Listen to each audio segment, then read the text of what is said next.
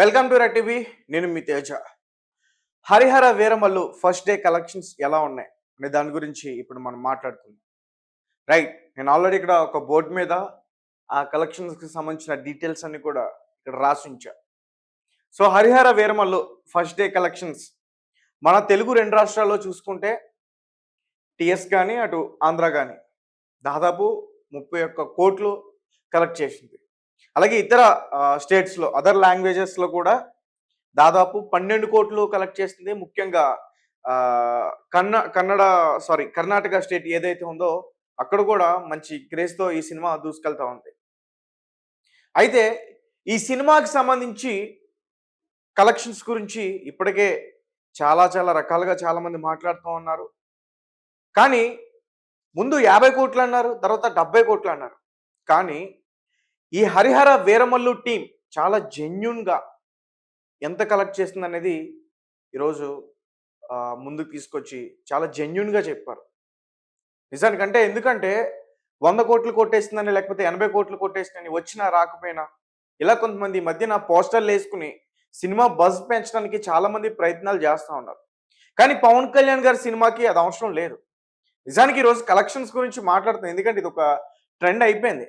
కానీ ఎప్పుడు కూడా పవన్ కళ్యాణ్ గారు చేసినటువంటి సినిమా ఆ సినిమాలో ఏం లేకపోయినా, ఆ సినిమాలో ఫైట్లు లేకపోయినా, ఆ సినిమాలో హీరో లేకపోయినా, ఆ సినిమాలో స్టోరీ లేకపోయినా పవన్ కళ్యాణ్ గారు ఒక 10 నిమిషాలు కనిపించిన ఆ సినిమా 10 నిమిషాలైనా చాలు, ఒక 20 నిమిషాలైనా చాలు, ఆ సినిమాకి ఖచ్చితంగా ఫ్యాన్స్ ఖచ్చితంగా అతన్ని చూడడానికి వస్తారు. మీరు టికెట్ 1000 రూపాయలు పెట్టినా, 1500 పెట్టినా, 2000 పెట్టినా, 5000 పెట్టినా మేము వస్తాం, మేము చూస్తాం అంటారు చాలామంది కూడా. ఇది ఇప్పటి నుంచో కాదు, ఆయన ఎప్పటి నుంచో నడుస్తున్న ట్రెండ్ అది. అది కేవలం పవన్ కళ్యాణ్ గారికి ఈ తెలుగు ఫిల్మ్ ఇండస్ట్రీలో పవన్ కళ్యాణ్ మాత్రం దక్కిన ఒక మంచి ఇది అలాంటి ఫ్యాన్స్ ఆయనకి ఉండటం. కాటం రాయుడు కావచ్చు, దాని తర్వాత వచ్చిన అత్తారింటిది ఇంకా ఉన్నాయి కదా. కాటం రాయుడు తర్వాత వచ్చిన అజ్ఞాతవాస్ కావచ్చు, రీసెంట్గా వచ్చిన భీమ్లా నాయక్, వకీల్ సాబ్ బ్రో, ఇవన్నీ కూడా విపరీతమైన కలెక్షన్స్ వచ్చాయి. అంటే ఫస్ట్ డే కలెక్షన్స్ అంటే ఏ హీరో కూడా ఆ రకంగా ఉండవు. ముఖ్యంగా బ్రో సినిమా చూసుకుంటే 30 కోట్లు, దాని తర్వాత భీమ్లా నాయక్ 37 కోట్లు, వకీల్ సాబ్ 40 కోట్లు, హరిహర వీరమల్లు 44 కోట్లు. అంటే ఆల్రెడీ బుకింగ్స్ అన్ని అయినవి కూడా చెప్తే దాదాపు ఒక 60 కోట్ల పైనే ఉంటుంది. అంటే ఈరోజు శుక్రవారం కావడం, రేపు సాటర్డే, మళ్ళీ సండే. అంటే బుకింగ్స్ ఇంకా పెరుగుతూ ఉంటాయి. అందరికీ సెలవులు దొరికితే హ్యాపీగా నచ్చిన హీరో సినిమా పిల్లలతో కలిసి హ్యాపీగా చూడొచ్చు. సో ఈ సినిమాకి సంబంధించి మిక్స్డ్ రివ్యూస్ వస్తున్నాయి బయటికి. నిజమే, నిన్న పవన్ కళ్యాణ్ గారు సక్సెస్ మీట్లో కూడా మాట్లాడుతూ దానికి సంబంధించిన రివ్యూస్ గురించి కూడా ఆయన స్పందించారు. కావాలని కొంతమంది అంటే సినిమాలో స్టోరీ గురించి నెగిటివ్గా మాట్లాడడం, ఇలాంటివి మాట్లాడుతున్న వాళ్ళని కొట్టండి అన్నట్టుగా ఆయన మాట్లాడారు. అంటే కొట్టండి అంటే వాళ్ళు ఎక్కడైతే విమర్శిస్తున్నారో మీరు కూడా అక్కడే విమర్శలు చేయమని చెప్పారు ఆయన. అంతేగాని విమర్శించిన వాళ్ళు వెళ్ళి డైరెక్ట్గా కొట్టమని చెప్పలా. సో రీసెంట్గా ఈ సినిమాకి సంబంధించి ఆయన కూడా స్పందించారు. ముఖ్యంగా ఏదైతే ఆ సినిమాలో ఫ్యాన్స్ హర్ట్ అయ్యారో అవన్నీ కూడా ఆయన దగ్గరికి వెళ్ళాయి. స్వయంగా విఎఫ్ఎక్స్ని కూడా మేము మళ్ళీ తీర్చిదిద్దే ప్రయత్నంలో కూడా ఉన్నట్టు కూడా ఆయన స్టేజ్ మీద మాట్లాడారు నిన్న. విఎఫ్ఎక్స్ చాలా చాలా పూర్ క్వాలిటీ. చాలామంది అనేక ట్వీట్లు చేశారు. సినిమా స్టోరీ చాలా బాగుంది. ఫస్ట్ పవన్ కళ్యాణ్ గారి ఎంట్రీ చూస్తే నిజానికి మాకు చాలా హ్యాపీ అనిపించింది. అంటే ఆ సెట్ కానీ, ఆ సెట్లో ఆ ఫైట్ సీన్స్ కానీ చాలా చాలా బెస్ట్ క్వాలిటీ అనిపించింది. అబ్బా మంచి సినిమా పడింది అనుకున్నాం. దాని తర్వాత ఆ కుస్తీ దగ్గర ఫైట్ కానీ ఇవన్నీ కూడా ఫ్యాన్స్ని ఒక రకంగా ఫస్ట్ ఆఫ్ ఒక గూస్ బూమ్స్ తెప్పిస్తాయి ఖచ్చితంగా.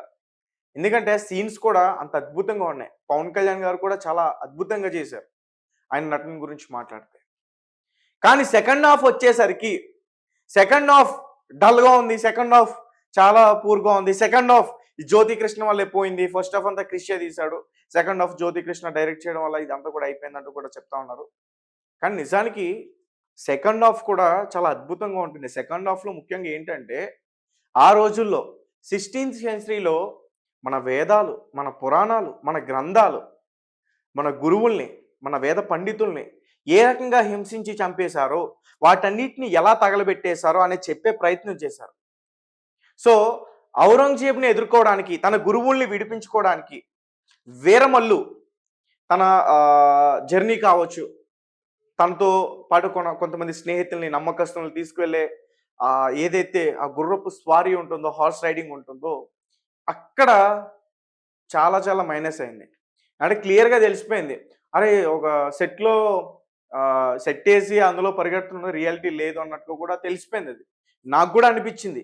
చాలామంది కూడా దాన్నే ఎక్కువగా రికార్డ్ చేసి ట్రోల్ చేసే ప్రయత్నం చేశారు. నిజానికి అది చాలా చాలా పూర్. సీజీ వర్క్ కావచ్చు, అలాగే వీఎఫ్ఎక్స్ కావచ్చు. సెకండ్ హాఫ్‌లో నేను మెయిన్‌గా చెప్పింది సెకండ్ హాఫ్ ఎందుకు డల్ ఉంది అనేది అయితే మాత్రం వీఎఫ్ఎక్స్.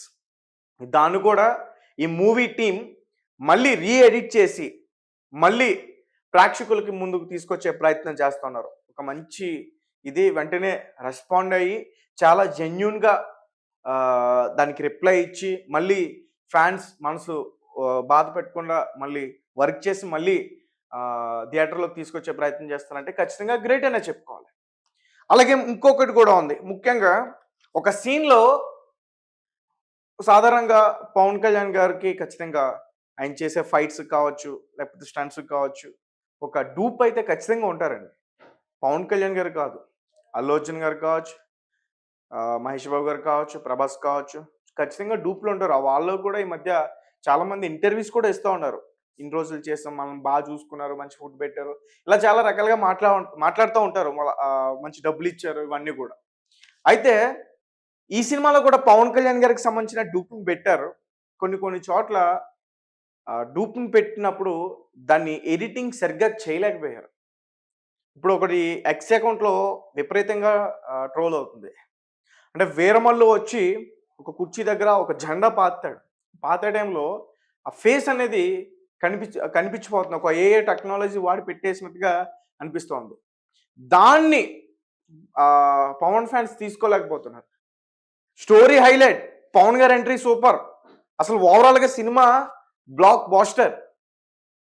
సినిమా స్టోరీ కావచ్చు, మ్యూజిక్ కావచ్చు, కథ డైరెక్షన్ కావచ్చు, ఎవ్రీథింగ్ సూపర్. కానీ వీఎఫ్ఎక్స్ వచ్చేసరికి, ఈ సీజీ వర్క్ వచ్చేసరికి చాలా చాలా పూర్ క్వాలిటీ ఉందని ఆ మూవీ టీమే డైరెక్ట్‌గా ఒప్పుకుంది. ఓకే. ఒక మంచి సినిమా తీశారు. ప్రేక్షకులకి మన గతంలో జరిగినటువంటి మన వేద పండితుల్ని ఏ రకంగా హింసించి ఔరంగజేబ్ తన గుప్పెట్లో పెట్టుకొని వాళ్ళని చంపే ప్రయత్నం చేశాడో, వారిని హిందూ మతాన్ని వదిలి ఇతర మతాల్లోకి, అన్య మతంలోకి మారమని ఏ రకంగా ప్రయత్నం చేశాడో, ఎలా హింసించాడో అదంతా కూడా చాలా చక్కగా చూపించారు. సో ఇది హరిహర వీరమల్లు యొక్క రివ్యూ. జెన్యూన్ రివ్యూ ఇది. కొన్ని రివ్యూస్ కూడా నేను తీసుకుని దీని గురించి మాట్లాడే ప్రయత్నం చేశా. అండ్ మళ్ళీ చెప్తున్నా, పవన్ కళ్యాణ్ గారి సినిమాకి ఫస్ట్ డే కలెక్షన్స్‌తో అసలు పనే లేదు. ఒక్క మాట, ఒక్క సైగా ఆయన అట్లా చేసిండంటే 100 కోట్లు కూర్చోబెడతారు ఆడ. కానీ ఆయన ఎప్పుడు కూడా అడగలే. నిజానికి ఈ మూవీ ప్రమోషన్స్ కూడా తన భుజాలపైన ఎందుకు వేసుకొని చేశాడంటే కేవలం ఆ మూవీ ప్రొడ్యూసర్ రత్నం గారి గురించి. రత్నం గారి గురించి. సినిమా అనేక సార్లు పోస్ట్‌పోన్ అయింది. రిలీజ్ అవ్వాల్సిన టైంకి రిలీజ్ అవ్వలేదు. చాలా ఇబ్బందులను ఎదుర్కొంటుంది. డిస్ట్రిబ్యూటర్ల దగ్గర కూడా ఇబ్బందులు ఎదుర్కొంటుంది. సో అంటే ప్రొడ్యూసర్ నష్టపోకూడదు. అంటే ఒకవేళ ఆయన ప్రమోషన్ చేయకపోయినా ఇదే ఉండేది ఖచ్చితంగా. కానీ ప్రొడ్యూసర్ నష్టపోకూడదని చెప్పేసి ఆయన కూడా ఇందులో భాగం అవ్వాలని చెప్పేసి ఆయన కూడా ప్రమోట్ చేయడం సినిమాని ఒక మంచి సినిమా ఇది.